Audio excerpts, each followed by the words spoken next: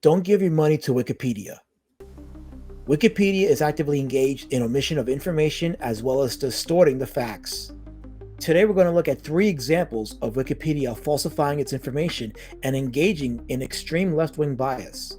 We're going to look at its Antifa page, its Comicsgate page, and its Pitt page. Let's look at Antifa, since the organization was recently being designated as a terrorist group by President Donald Trump. The Wikipedia article on the group refers to them as a left-wing anti-fascist and anti-racist political movement in the United States, consisting of a highly decentralized array of autonomous groups that use non-violent direct action or violence to achieve their aims. The article notes that Antifa uses non-violent methods, such as poster and flyer campaigns, but when it comes to citing the violent methods, look at the wording Wikipedia uses. It says, those who identify as Antifa. It doesn't use that phrasing when citing the non-violent methods. This is a deliberate wording meant to cast doubt on whether the violent militant activists operating under Antifa are truly Antifa. To further illustrate my point, let's look at the Proud Boys article on Wikipedia. While the damage to property and threats to human lives are documented for Antifa, and we will see some of those examples in a few, there are hardly, if at all, any cities that were destroyed by the Proud Boys. And yet Wikipedia refers to the Proud Boys as a far-right, neo-fascist militant organization that promotes and engages in political violence. It also states that there are ties to white supremacist groups and events with the Proud Boys. However, that does fly in contradiction to video evidence like this, where members of the Proud Boys are seen clearly pushing out a neo-Nazi group that tried to infiltrate it. Back up! Get out of here! Get the fuck out! No! You too! Countless videos and testimonies by victims and witnesses attest to Antifa's common violent methods, but they're just a political organization according to Wikipedia. Let us see some examples of their tactics. Here is a video of Antifa in 2019 in Hamilton, Canada, aggressively preventing an elderly lady from going about her life.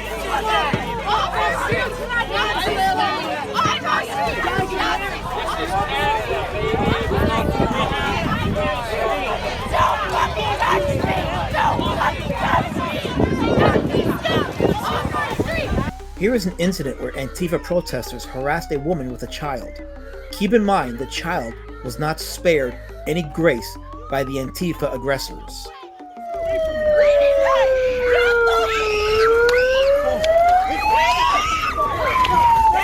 She's with her kids! She has her kids!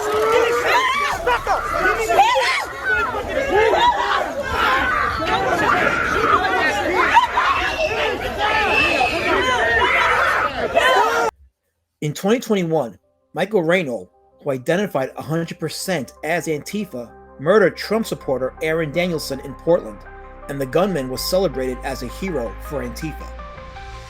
In 2022, a member of Canada's Anti-Hate Network, or CAN, Richard Warman, sued journalists Jonathan and Barbara Kay for tweets that linked CAN to Antifa. On November 10th of that year, the judge threw out the suit, citing that CAN indeed did assist Antifa, and get this, Antifa had been violent, according to the judge.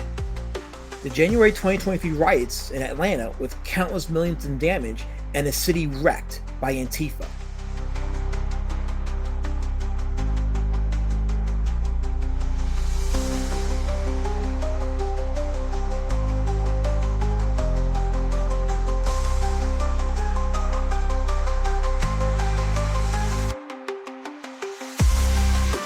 In 2024, Kristen Hawkins recounts when Antifa interrupted her speech at VCU, assaulting several people, and successfully managed to prevent Hawkins from speaking.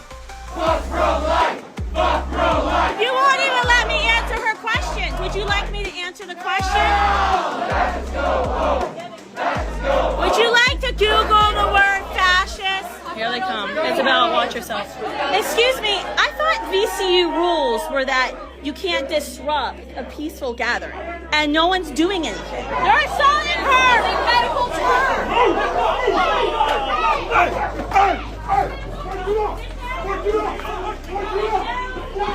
Hey! Listen up! Calm down! Everybody get the fuck out of here! Get back! Get back!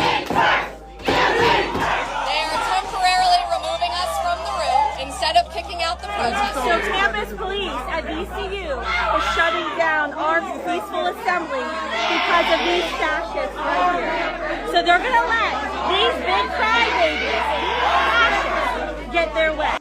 They prevented discourse from happening. Antifa doesn't want discourse.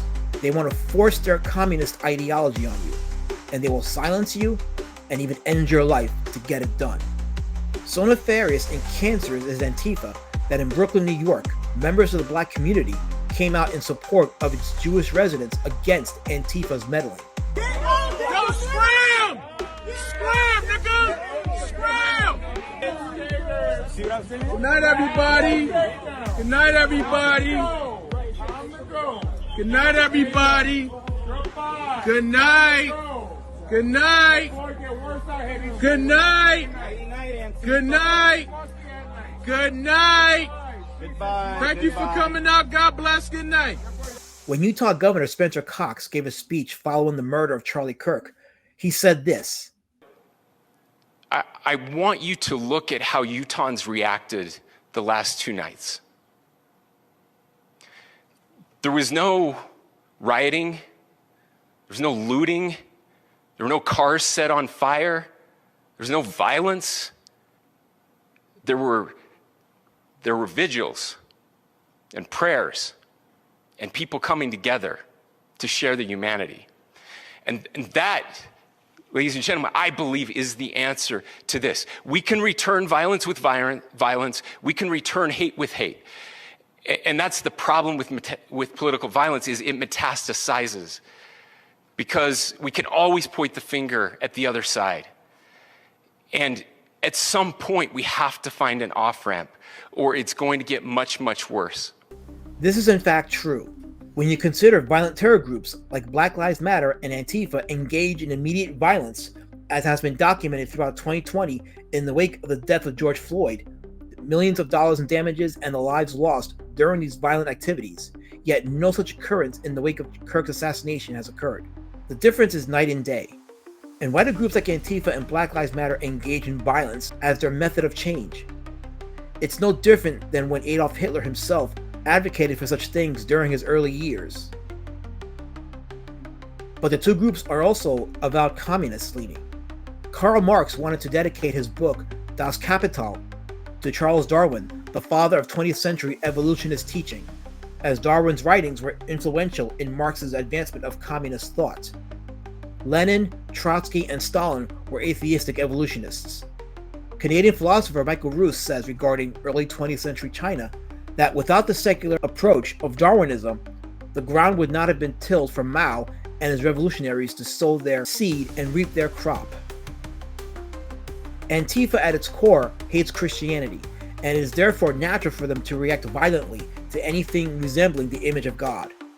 Communism is an objective evil, an atheistic philosophy responsible for the murders of tens of millions in the 20th century, including Stalin's Soviet reign, and the countless lives of those Cubans escaping their homeland and risking untold death in the seas. Communism was birthed from evolutionism. This is why many on the extreme left who are communist mock and celebrated Charlie Kirk's death. They do not value human life, only ideologies. Evolution teaches that human life only has value if it is strong enough to survive. Survival of the fittest. Now that we laid some groundwork for Wikipedia's dishonest and left-leaning biased reporting, let us go into its Comicsgate page. Right off the bat, Wikipedia has it wrong by calling CG an alt-right movement. This is verifiably false. None of the movement's founders, Captain Cummings, Eglantine, Richard C. Meyer, or Captain Frugal have ever identified as alt-right. None. As a matter of fact, John Malin, who joined CG in 2018, was an Obama voter who identified as a moderate. He even identified as an atheist, and when asked about CG being a conservative right-leaning movement, he said this. If it was a Christian conservative movement, I shouldn't be here, like, for reals. You know what I mean? Like, I don't know, I'd just become the odd duck. As a matter of fact, the only person who could be remotely labeled as alt-right will be controversial figure Vox Day, owner of Archaven Comics, and his entry into CG in 2018 was met with such pushback by those in CG that Ethan Van Sciver, in collaboration with Detective Dead writer Antonio Malpica, aka Critias, had the CG label trademarked so that Vox wouldn't get to use it on his comics. The Wikipedia article states that CG engaged in violence or threats of violence and had only linked one story to back that claim up: an incident involving a comic shop in Edmonton refusing to stock up copies of Richard C. Meyer's Jawbreakers. Here is the report. The owners of a local comic book store believe a recent break-in was motivated by hate. Variant Edition Comics is one of a few stores worldwide refusing to stock up an upcoming book of the author's views. CTV's Jeremy Thompson explains.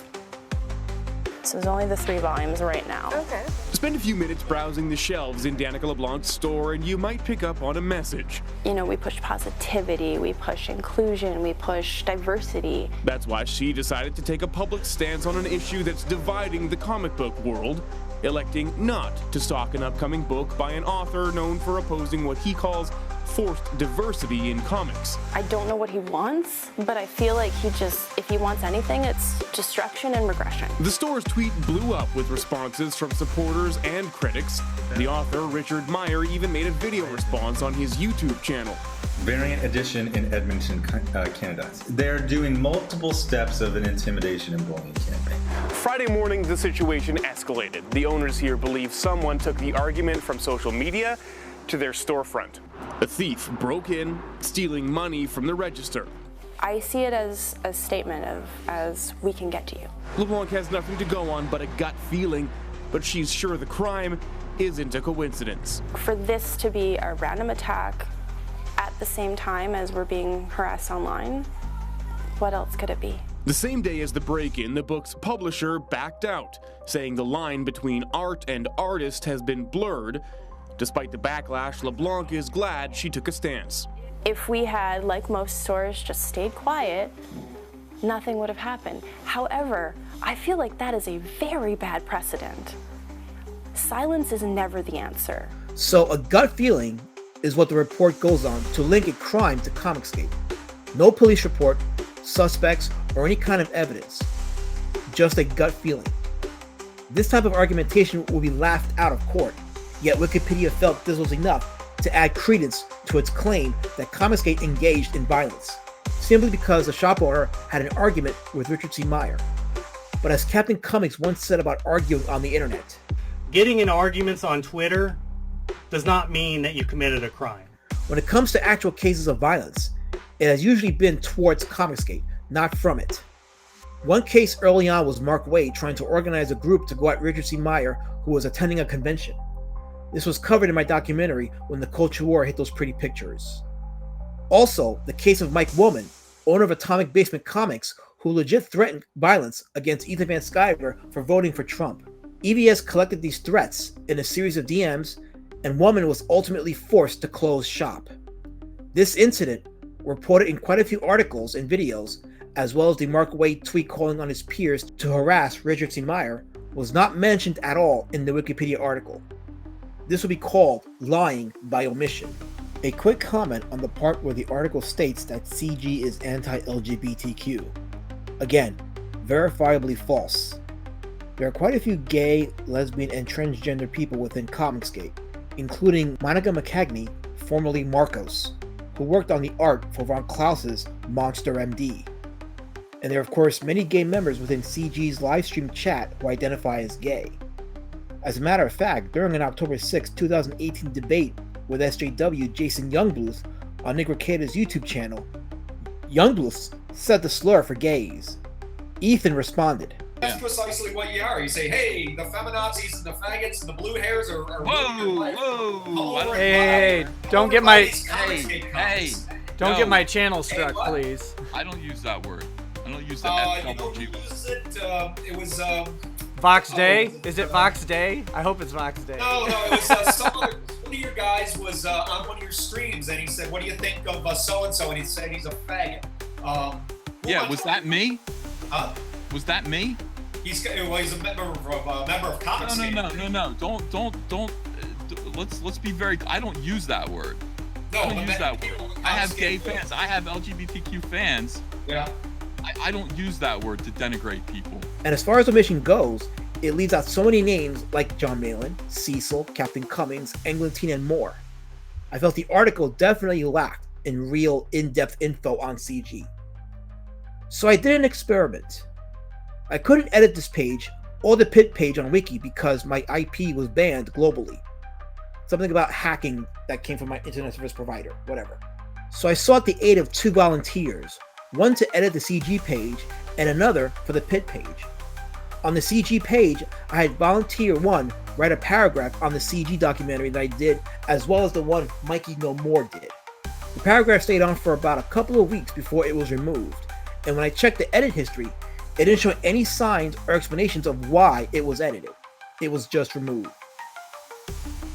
I suppose having links to the documentary that clearly disputes the narratives the wiki was spewing was not in its best interest, because honest reporting is clearly not in Wikipedia's best interest. But always remember that when they ask you to donate money to them. Now we go to the Pitt page. This one is a bit more nefarious. The article reports on the character's publishing history during his Image and Full Bleed runs. There are no mention of Dale Keown's Comicsgate involvement or the Pitt omnibus. So I had volunteer number 2 write the paragraph on it and link the documentary to it. Here is what happened. The paragraph had been immediately removed, and the explanation given by the Janny, Disco Spinster, was that a random YouTube video was not reliable. So a documentary that cited its sources, showed live streams of the events, and interviews one of the key figures of the Omnibus project was not a reliable source. Yes, it's as ridiculous as it sounds. So my volunteer reinstated the paragraph, and in the edit history explained that it did contain reliable sources with documentation, and that he would keep undoing the removal. This led to my volunteer getting a message from Wikipedia stating that he was being engaged in an edit war with Disco Spinster. The volunteer was advised to use the talk page and somehow convince Disco Spinster and the other Jannies on why adding a documentary that showed receipts, documentations, interviews, etc. should be included in an article about the character in question. Yeah, this was going nowhere. The Pitt page, as well as the Comicsgate page, have editors who are intent on deleting information or outright banning information that destroys whatever narrative the article was trying to present. When you have Jannies like Disco Spinster manipulating facts and encouraging lying by omission, it's enough to say that not only is Wikipedia compromised, but it should not be trusted with your money at all. But hey, if you want to throw your money away at an organization more interested in erasing history rather than preserving it, go right ahead. Thank you for watching, and please take care.